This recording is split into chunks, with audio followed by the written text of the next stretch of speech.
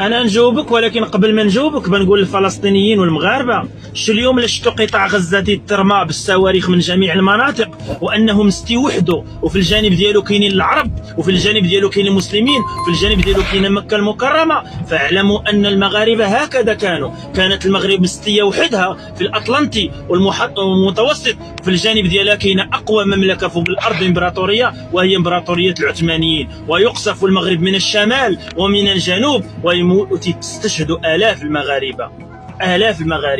في معركة واد المخازن استشهدت 10,000 مغربي وانتصرنا عليهم وماتت فيهم هما 20,000.